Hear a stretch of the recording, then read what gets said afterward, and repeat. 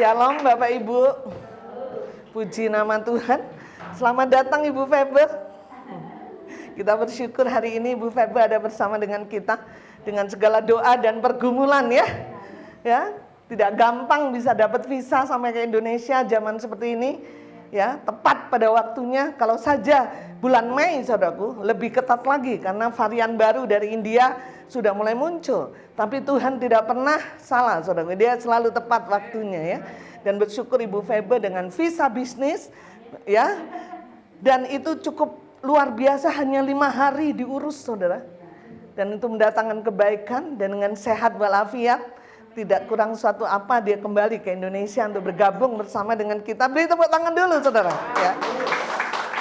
Melayani mengasihi jiwa-jiwa kembali, amin, untuk Indonesia.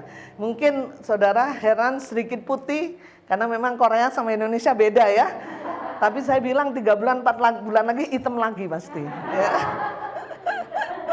Dia bilang iya sih memang airnya kan beda saudaraku, tapi air kehidupan kita sama saudara ya. Kulit putih dan hitam tidak menentukan kedewasaan kita, amin, amin ya. Baik Bapak Ibu saudaraku yang kekasih, hari ini Tuhan berikan topik ya, Bandung Pusat berikan topik kepada kita tentang mengasihi Tuhan. Saya ini mikir ya, lah berapa bulan ini kan kita belajar tentang mengasihi Tuhan, betul nggak saudara? Ya, dan firman-Nya saudaraku sama ya. Saya mulai datang sama Tuhan mulai hari Senin, saya sudah persiapkan diri saya untuk bisa dengar suara Tuhan saudara ya. Supaya sungguh firman ini betul-betul diwahyukan yang baru ya. Yakin Bandung Pusat tidak pernah salah saudara. Kalau Tuhan suruh kita harus bahas tentang mengasihi Tuhan, percaya bahwa ada sesuatu yang mau bagikan di tengah-tengah kita, amin ya. Tetap semangat, amin saudaraku ya. Baik, kemarin kita belajar saudaraku, tidak mungkin bisa mengasihi banyak orang. Bersyukur tadi hari ini kita mendengar berkat yang dahsyat luar biasa. Hati kita menular sama orang-orang yang kita layani, betul nggak? Ketika kita berbuat baik kepada dia, dia memiliki hati juga berbuat baik kepada banyak orang. Puji nama Tuhan. Belajar minggu kemarin saudaraku bahwa kita bisa berbuat baik kepada banyak orang, kita mengasihi banyak orang. Kita mengalami kasih Allah terlebih dahulu, betul nggak? Tanpa kita mengasihi Tuhan habis-habisan, tanpa kita cinta mati kepada Tuhan. Saya baca di kitab Mazmur, kalau nggak salah Amsal, saya lupa lagi, ada firman Tuhan yang berkata bahwa siapa yang mengikuti jejak kaki Tuhan, katanya, dia bisa digoncangkan, saudara. Ya, jadi siapa yang mengikuti jejak kaki Tuhan, dia tidak pernah bisa digoncangkan. Jadi saya percaya saudaraku, kita kemarin belajar bagaimana Yesus dia cinta mati kepada Bapa, itu yang membuat dia mampu mencintai kita, betul nggak saudara ya? Jadi kita bersyukur kita sudah lihat ada jejak Tuhan, jadi kita tinggal mengikuti, betul nggak? Tinggal mengikuti apa yang menjadi jejak kaki Tuhan. Kalau Yesus cinta mati kepada Bapa, sekarang kita harus cinta mati kepada Yesus. Amin. Amin.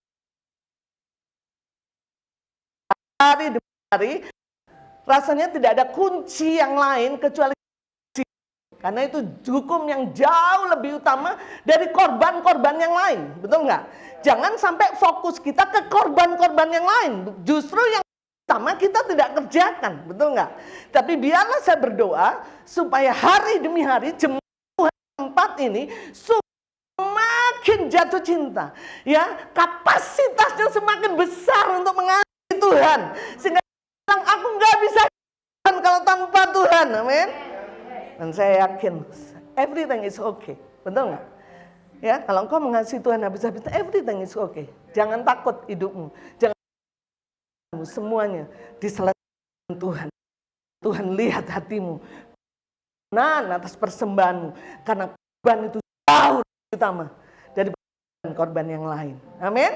Baik, rindu hari ini Tuhan berbicara kepada saudara saya tentang mengasihi Tuhan. Kita buka Efesus saudara, Efesus 1 ayat yang ke-11.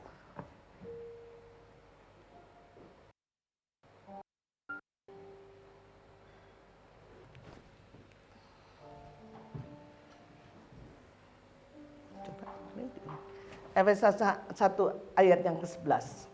Baik, kita akan baca sama-sama. Sudah ada di layar. 1, 2, 3. Aku katakan di dalam Kristus, karena di dalam Dialah kami dapat bagian yang dijanjikan. Kami yang dari semula ditentukan untuk menerima bagian itu sesuai dengan maksud Allah. Di dalam segala sesuatu bekerja menurut. Saya bisa simpulkan, saudaraku, bahwa kunci utama dalam kekristenan menurut ayat ini, betul nggak? Kunci utama dalam kekristenan ini adalah di dalam Kristus, betul? Aku katakan, tanda petik 2, di dalam Kristus, betul? Saudara dan saya mendapatkan bagian, betul nggak? Dari apa yang dijanjikan sejak semula, saudara. Amin. Dan ditentukan untuk kita yang bekerja menurut keputusan kehendaknya. Jadi saudaraku, kunci utama kekristenan kita sesungguhnya ada di kata-kata di dalam Kristus. Betul nggak, saudara? Karena saudaraku, kalau engkau di dalam Kristus, everything is okay. Karena engkau akan mendapatkan semua bagian yang dijanjikan oleh Tuhan. Yes? Amin, saudara. Jadi ini sebenarnya kunci utama. Jadi harusnya pertanyaan kita, bagaimana caranya? Supaya saya ada terus di dalam Kristus.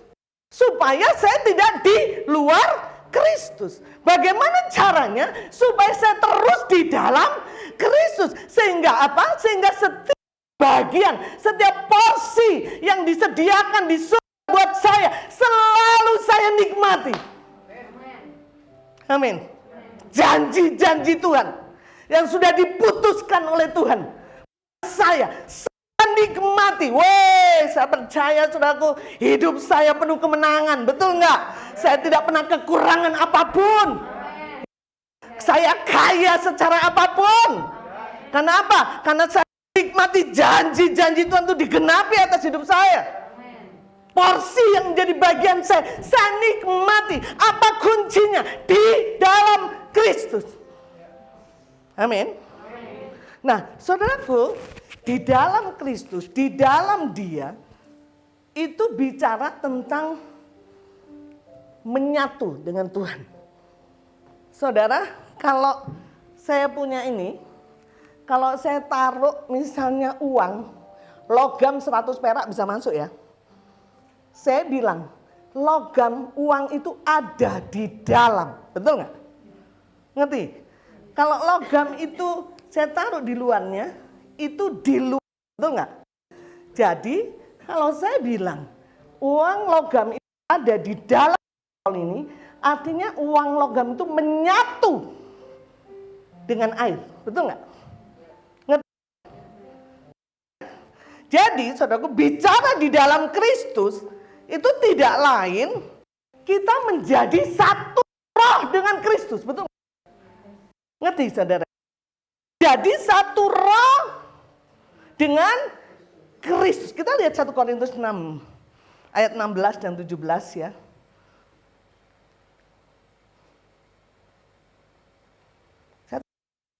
16 saya akan bacakan buat saudara.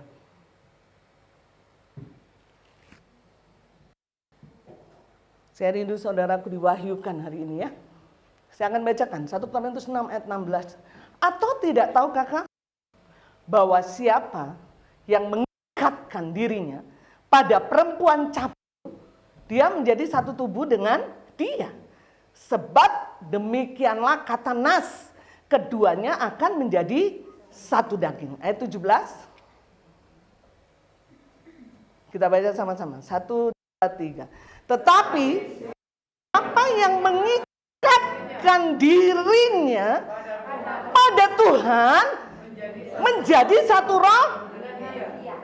Saudara, saya bisa ilustrasikan hal ini secara sederhana, saudara, dengan hubungan suami istri. Betul? Ya, saya percaya saudaraku, suami istri ya di dalam Kristus ya, yang secara normal saudara, dia tidak akan pernah bisa menjadi satu. Dia tidak akan pernah menjadi bersetubuh bersama-sama tanpa ikat janji, betul? Ya, betul? Jadi sebelum dia bersatu, satu tambah satu dengan satu, tidaklah dia menjadi satu dalam persetubuhan, saudaraku, harus dimulai apa, saudara? Ikat janji, betul? Betul. Tidak ada kesatuan di dalam suami istri tanpa ikat janji, betul?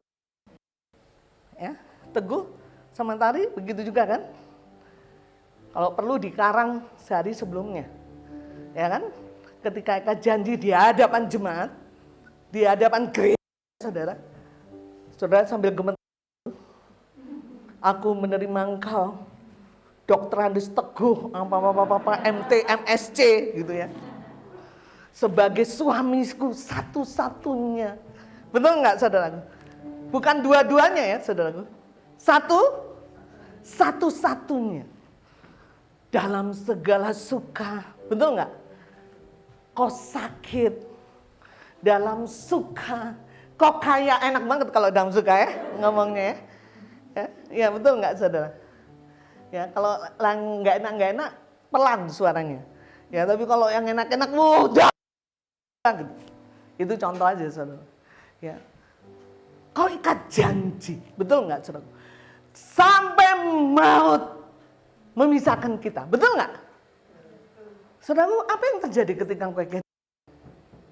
Ketika engkau janji, ikat janji, saudaraku, sebenarnya engkau sedang membuat komitmen, betul nggak? Saya nggak menikah, saudaraku, saya tahu, ya. Ketika ikat janji, suami istri ikat janji, sebenarnya engkau sedang membuat komitmen, saudaraku, engkau berkata sama pasanganmu, aku tidak akan mencari seseorang yang lain, hanya engkau. Betul nggak? Dalam segala keadaan, mau suka mau duka, aku katakan hari ini, aku ikat janji kepadamu, aku buat komitmen seumur hidupku, aku tidak mencari seseorang yang lain. Betul nggak? Betul nggak saudara? Dan saudara, pada waktu engkau di tengah jalan, dulu Tari langsingnya minta ampun saudara. Cantiknya minta ampun saudara. Tapi ketika engkau di tengah jalan, saudara, betul nggak? Dilihatnya bukan langsing tapi langsung. Saudara.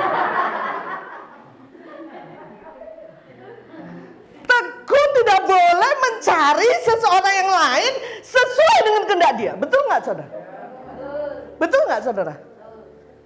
Ngerti ya maksudnya? Saya mau rindu saudaraku bagaimana dengan Tuhan gitu loh maksudnya. Ya, waduh, dulu kulitnya bersih seperti Bu Febel gitu ya, putih, kinyis-kinyis gitu kan. Sekarang, penuh dengan flek. Waduh, ya. Saudara nggak bisa, saudara punya alasan, Teguh punya alasan. Sekarang dia tidak sesuai dengan harapan saya. Dia tidak memuaskan saya, dia tidak menyenangkan saya. Saya bosan dengan dia, saya mau cari yang lain. Oh, ikat janji, bicara tentang komitmen.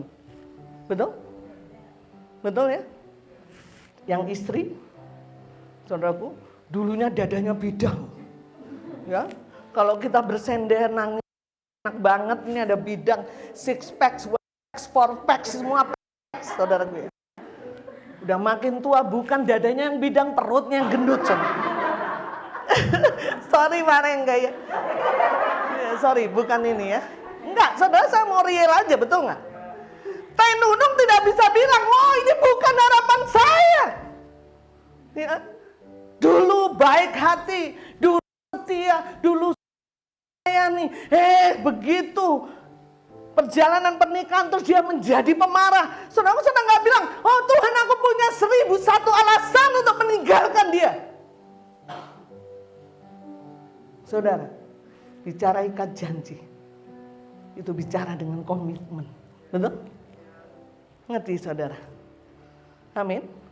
Makanya saudaraku, kalau kau ikat janji, kau harus saling mengasihi. Betul? Ngerti? Saya mau sederhana saja. Tuhan bicara banyak. Firman Tuhan berbilang, Tuhan Yesus dengan jelas bilang, anakku ajarkan sebuah komitmen. Itulah bukti mereka mengasihi aku. Saudara, tidak ada orang ikat janji tidak saling mengasihi, betul? Kalau salah satu tidak mengasihi, nggak mungkin ada ikat janji, betul? Saudara, saya tanya, betul nggak? Kenapa saudara? Karena cinta tidak bisa dipaksa, betul? Zaman Siti Nurbaya itu. Amin. Saya nggak bisa paksa saudaraku, Dedek, ya, tidak menyintai si Inul misalnya. Dek, kamu nikahi dia ya. Saya nggak cinta mbak, nikahi dia. Pada waktu dia ikat janji di depan altar, saya percaya dia tinggalin altar itu, betul nggak? Kalau ada yang tanya, kenapa dek kamu tinggalin? Karena saya nggak mengasihi dia, betul nggak? Bicara ikat janji saudara, bicara saling mengasihi, betul? Karena saya mengasihimu, saya mau seumur hidupku mendampingi engkau dalam suka, dalam duka, apapun yang terjadi atas hidupmu, aku akan bersama dengan engkau sampai maut memisahkan. Betul nggak? Yes, amin. Nah, bicara ikat janji, bicara saling mengasihi saudaraku. Kasih tidak bisa dipaksakan. Betul? Sama. Saudara, kalau saudara mau bersatu dengan Tuhan, betul? Awal Efesus 1 ayat 11. Kunci utama kekristenan sesungguhnya adalah di dalam Kristus. Dan bicara di dalam Kristus itu bicara menyatu. Sama seperti hubungan suami istri. Kalau suami janji, kita juga ikat janji. Betul? Karena tanpa engkau ikat janji, nggak bisa menyatu orangnya. Betul nggak saudara? Tuhan katakan, barang siapa mengikat dirinya pada Tuhan, menjadi satu dengan dia. Bicara mengikat, ikat janji. Kalau suami istri ikat janji, baru dia menjadi satu. Saudara bisa Tuhan, kalau saudara ikat janji dengan, saudara nggak bisa bilang begini, Tuhan, sorry ya, sorry to say Tuhan, hampir 10 doa saya nggak kau jawab. Saya punya target Tuhan, tahun ini harus begini, harus punya, sorry, saya nggak mau mengasihi engkau. Saudara itu sama pada waktu bukan cuma saya mau lain, betul? Saudara itu berarti kau nggak pernah bisa satu dengan Tuhan, betul? Dan ketika kau bisa satu dengan Tuhan, menerima ya, apa yang dijanjikan. Jadi saudara, kalau kau ikat janji dengan Tuhan, Tuhan, apapun yang terjadi atas hidupku, saudaraku saya ajarin, kenapa gereja Jamun Kisah Para Rasul, dia begitu dahsyat dipakai Tuhan, begitu luar biasa dipakai Tuhan, dia menjadi komunitas yang excellent, saudara. Semua orang belum mereka melihat Yesus hadir, Tuhan hadir di tengah kumpulan mereka, bahkan mereka kepada kumpulan itu. Oh, saya rindukan itu terjadi di saat ini, saudara. Kenapa rahasia? Karena jemaat para rasul ikat janji dengan Tuhan. Jemaat mula-mula ikat janji dengan Tuhan. Apapun yang terjadi atas hidupku, aku tidak. Amin. Aku tidak mau mencari seseorang lain.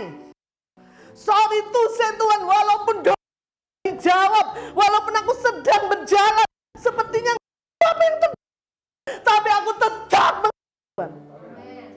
Amin. Itu namanya ikat janji, saudara. Amin.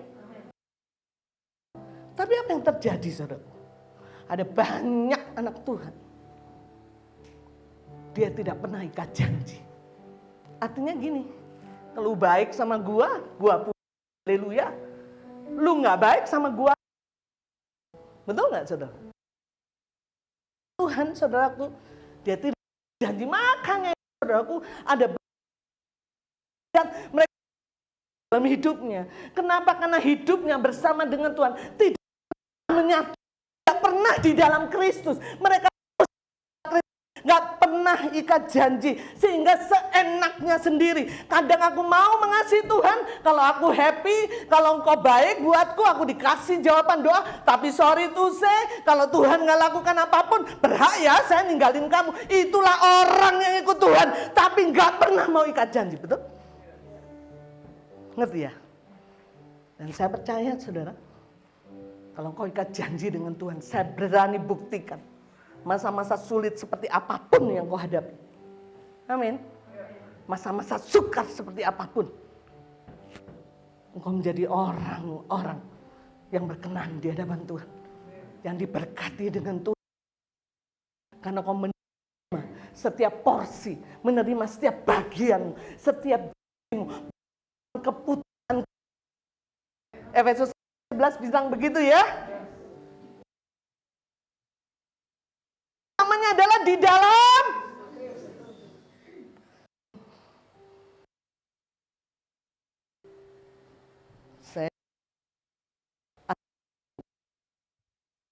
banyak hamba-hamba Tuhan frustasi. Kenapa saudaraku?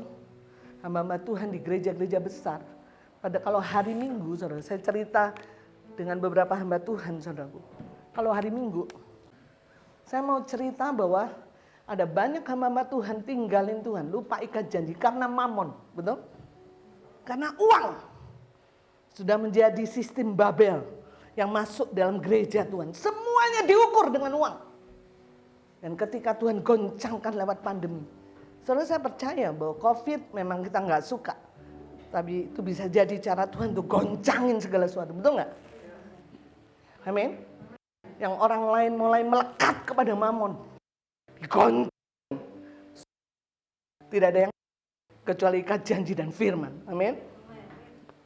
Gereja-gereja besar mulai tidak lagi ada persembahan, susah kan online, nggak bisa bayarin gaji pendetanya, saudara. Banyak yang biasanya cuma melayani, 1 minggu bisa 80 juta, biasanya more. Soalnya kita, amin. Saya mau kasih tahu saudara dan gak bisa seperti itu, betul nggak? Kalau saudara tidak memiliki komitmen, betul nggak? Ya kan? Sama seperti suami istri, saudara. Abang ada uang, disayang. Abang tak punya uang, ditendang. Betul nggak? Ukurannya uang. Betul nggak, saudara? Orang, saudara, itu kakek-kakek sakit, istrinya mendampingi dia sampai mati, saudara. Karena kasih dia tidak diukur dengan apa yang dia berikan kakek itu kepada dia, betul nggak? Tapi kasih karena komitmen. Mau kakek itu ngasih uang mau enggak, karena aku mengasihi dia. Amin. Saya rindu ya, suami istri harus komitmen, amin. Ya. Nah, sekali lagi saudaraku, cinta tidak bisa dipaksakan, saudara ya. Tuhan nggak pernah memaksakan. Hei istri, kamu cintai saya dong. Kamu ikat janji dong, betul nggak? Nggak pernah. Karena memang cinta tidak bisa dipaksa. Saya percaya, kau punya Roh Kudus, betul nggak, saudara? Yohanes 14 ayat 15.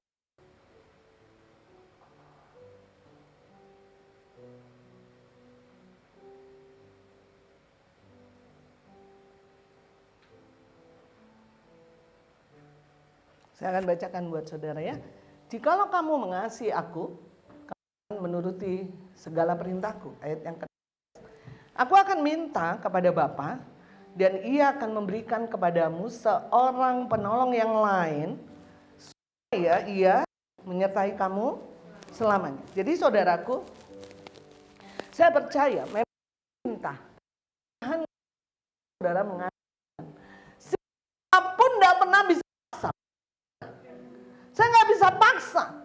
Halo, Mbak Kenzi, kasih dia. Bisa, saudara. Karena memang hukumnya cinta bisa dipaksa, betul nggak, saudara? Tapi saya percaya, saudara, Tuhan berikan Roh Kudus bagimu. Amin. Roh Kudus yang menolong engkau untuk mengalami anugerah keselamatan. Roh yang sama yang bisa membuat saudara memiliki hati yang mengasihi Tuhan. Amin.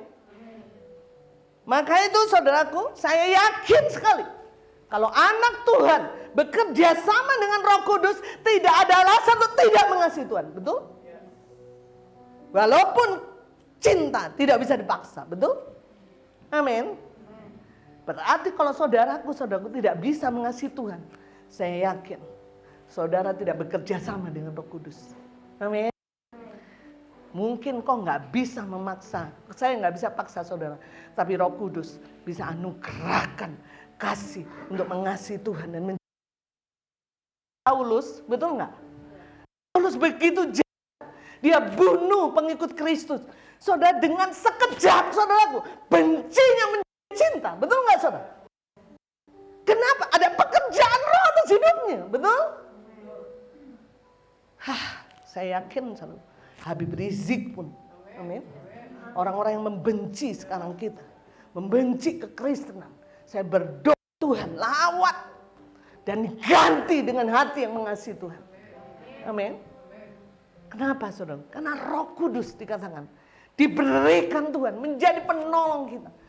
Kalau kau merasa Tuhan, begitu beratnya masalahku, begitu beratnya tekananku, aku sampai nggak bisa mengasihi Tuhan. Karena saya lihat hidupku Tuhan, nggak pernah ada yang baik. Sulit sekali untuk bisa percaya kepadamu. Gelap semua. Oh, waktunya kau katakan, Roh Kudus beri hatiku mengasihi Tuhan. Karena aku tahu di luar Kristus aku nggak bisa apa-apa, betul? Paksa aku Tuhan lewat Roh-Mu. Amin.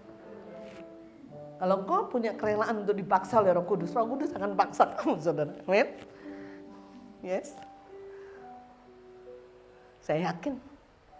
Makanya itu saudaraku, saya percaya. Kau ngerti peran Roh Kudus atas hidupmu. Kau tidak pernah bergumul mengasihi Tuhan, betul? Amin. Amin. Hidup saya juga nggak mulus-mulus aja, saudara. Saya punya banyak pergumulan. Ya, saya sampai saat ini itu sudah Tuhan ajar sedemikian rupa, betul nggak? Dicipta ulang, dibentuk ulang. Tapi saya mengalami hal-hal yang buruk. Saya mengalami, ini tembok benar sih, ada Tuhan nggak sih? Tuhan dengar nggak sih? Tapi saya selalu berkata, Tuhan sudah ikat janji dengan engkau, betul? Aku tidak akan pernah mencari Allah yang lain kecuali engkau, betul? Jadi apapun yang terjadi atas hidupku, Roh Kudus beri hatiku untuk mengasihi Dia. Amin.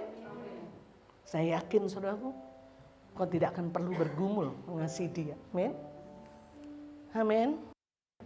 Bahkan, saudaraku, ketika faktanya berbalik 180 derajat dengan apa yang saya harapkan, saya akan berkata, Roh Kudus, secara fakta aku mungkin sulit untuk percaya kepada Tuhan. Tapi Roh Kudus beri hatiku untuk mengasihi Tuhan. Tahu, aku ikat janji dengan Tuhan. Maka itu Abraham bisa berkata, sekalipun tidak ada dasar untuk, betul? Roh Kudus tolong. Berharap juga kepada Tuhan. Amin. Saudara, saya ingin lebih dalam lagi saudara mengerti tentang mengasihi Tuhan. Amin. Ya, saya rindu Tuhan wahyukan lebih dalam lagi Tuhan. Ini topik terus-terusan ini dengan ayat yang sama. Tuhan, aku kasih tahu, dengar, aku pengen dengar engkau apa yang kau harus pesankan sama gerejamu. Saudaraku, Tuhan bilang komitmen. Amin. Sama seperti engkau tidak bisa, saudara, ketika istrimu, suamimu tidak sesuai dengan harapan, engkau bilang aku mau cari orang lain. Demikian juga kita kepada Tuhan. Apapun yang terjadi di hidupmu, kamu tidak perlu cari Allah lain. Amin. Dan kalau kau sulit untuk mengasihi dia, ada pribadi yang luar biasa. Namanya Roh Kudus. Bekerja sama dengan dia. Tuhan, Roh Kudus berikan hati yang mengasihi. Saya percaya saudaraku, Roh Kudus tidak hanya berikan kau hati yang mengasihi, tapi hati yang berkobar-kobar. Betul nggak? Amin. Dia itu kalau ngasih nggak setengah-setengah, betul nggak? Tapi Tuhan akan kasih kau berkobar-kobar supaya apa? Supaya kau bisa layani dia. Amin. Dan orang yang berkobar-kobar penuh dengan kasih yang mula-mula, dia tidak punya pergumulan untuk mengasihi. Jadi apa saudaraku? Dibutuhkan komitmen. Dibutuhkan ikat janji. Karena siapa ikat janji, kau harus komitmen. Banyak anak Tuhan janji sama Tuhan, hidupnya sembarangan, dia ngerjain ambisinya, dia ngerjainnya, dia ngerjain. Tapi kalau janji, saudaraku, sama seperti istri kepada suami sebagai ibu, apa yang kau putuskan suamiku, aku akan ikuti, kan betul? Jadi istri tidak bisa dia berjalan dengan ambisinya, suami tidak bisa berjalan dengan ambisinya, betul nggak saudara? Demikian juga kalau kita ikat janji dengan Tuhan, kita mengerjakan agenda Bapa, mengerjakan agenda Tuhan, mengerjakan ambisi Tuhan. Amin. Dan itu perlu karena di tengah perjalanan kau akan mengalami banyak badai, ada banyak kerikil, ada banyak hal tidak sesuai dengan harapanmu. Tapi kalau ikat janji, Roh Kudus tolong engkau tidak mencari orang lain, tidak mencari Allah lain, sekalipun tidak ada dasar untuk berharap. Aku tetap berharap juga, aku tetap percaya hanya satu. Nah, saudaraku, komitmen itu harus konsisten. Bingung ya? Jangan bingung ya. Ya, kok banyak banget sih Mbak kata-kata yang aneh. Ya, komitmen itu berarti apa ya? Keputusan yang tegas ya, pengambilan keputusan yang tegas untuk saya terus mencintai Tuhan apapun ya masalahku. Nah, saudara, komitmen itu harus dijalankan secara konsisten. Artinya terus menerus, bukan pada waktu saya baik, saya mau mengasihi dia, tapi kalaupun suami saya tidak baik, saya mengasihi dia. Nah, itu namanya konsisten, terus menerus, saudara. Amin. Walaupun Allah saya sepertinya, karena Allah itu baik, tidak baik, doa saya tidak dijawab, kok saya merasa kekurangan terus ya. Ini benar nggak sih Tuhan ini mengasihi saya? Sekalipun begitu, kok itu namanya konsisten, terus menerus, tidak keadaan situasi apapun terus si Tuhan, ya apapun, whatever apapun, amin. Doaku nggak dijawab, doaku dijawab. Sedang di lembah kekelaman, aku sedang mengalami kelimpahan apapun, aku terus. Amin. Jadi saudaraku, apa artinya? Artinya saya harus menjaga sekutu dengan Tuhan terus. Amin.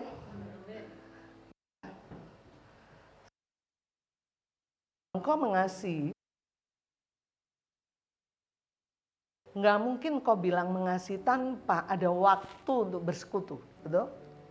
Jadi kalau saudara bukti bahwa saudara konsisten memiliki komitmen dengan Tuhan, maka saudara akan memberikan waktu untuk terus-menerus punya waktu bersekutu dengan Tuhan, intim dengan Tuhan. Bukti saya komitmen dengan ikat janji saya. Saya mengasihi Dia.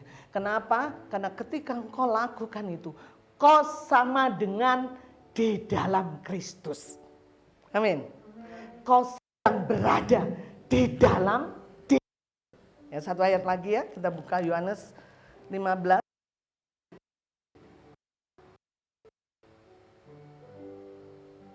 Yohanes 15 ayat yang ke-7.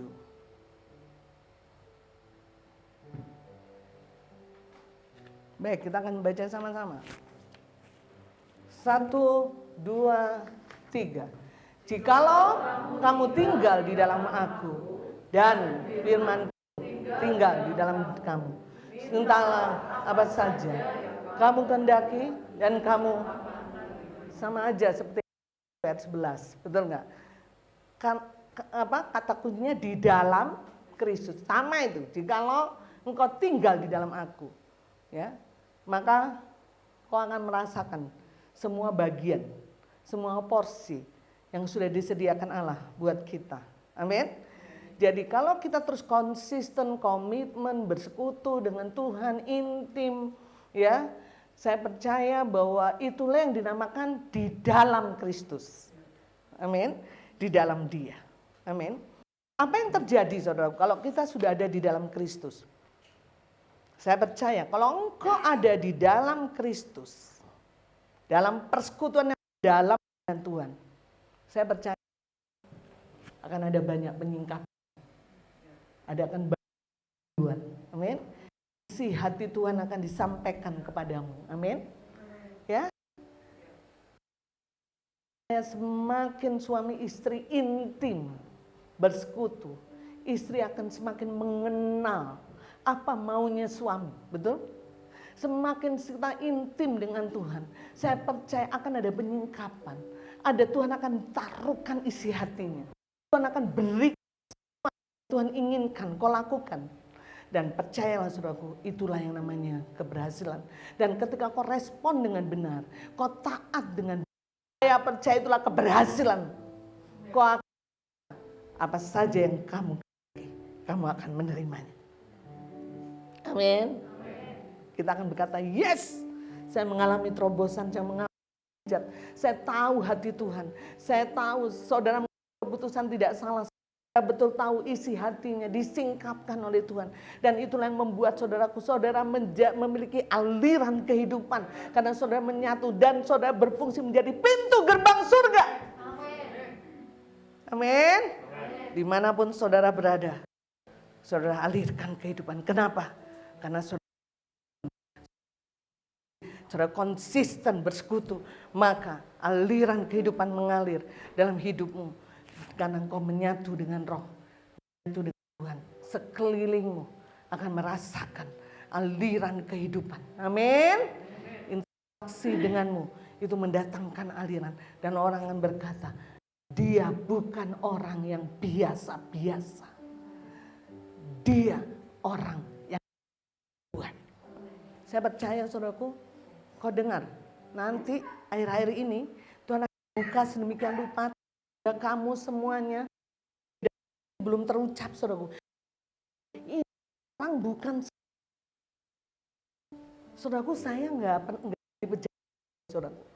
Pada waktu saya menjabat hampir 11 tahun, saudaraku, kekacauan terakhir surat kaleng itu pun sudah ini ya.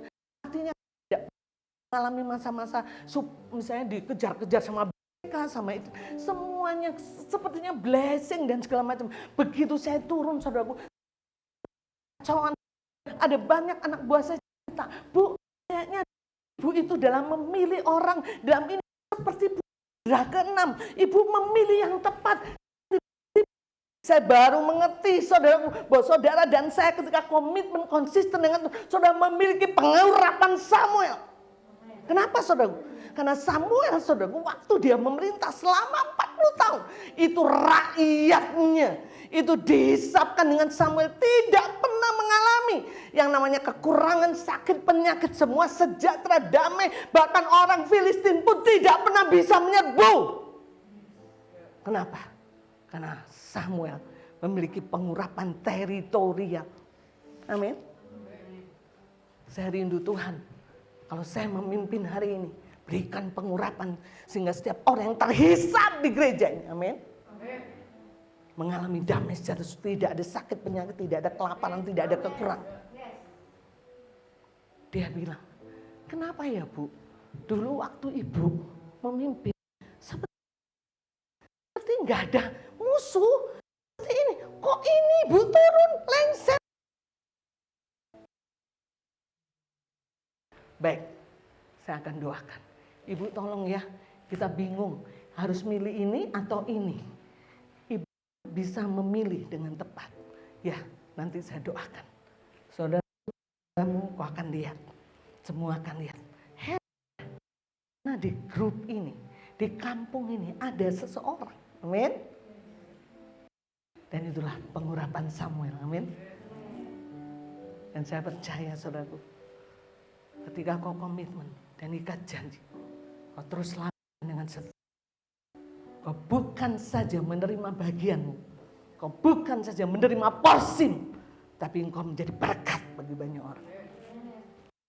Hidupmu dialiri aliran kehidupan, amin. Sehingga dimanapun kau akan menjadi pintu gerbang.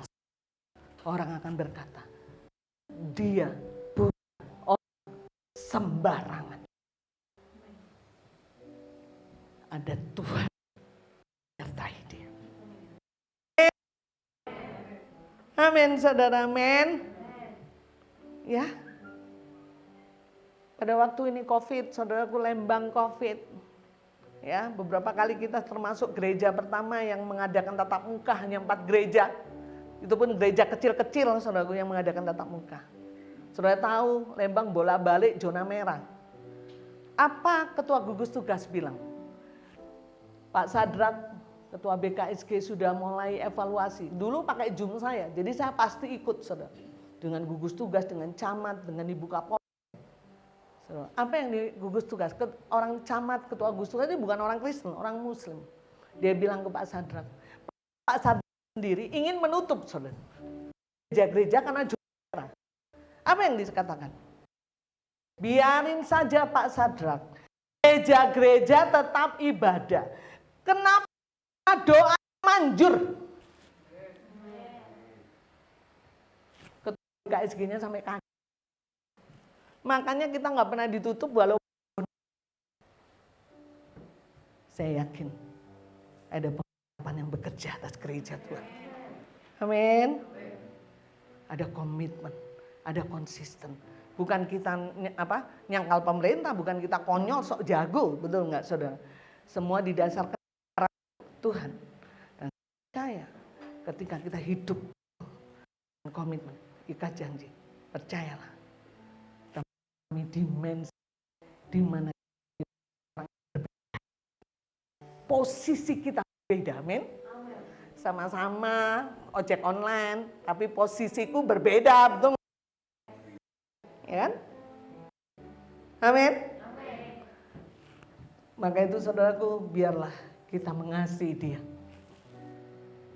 Punya komitmen. Tuhan, apapun yang aku alami, aku tidak pernah cari Allah lain selain. Amin. Amin, saudara. Mari kita bangkit berdiri.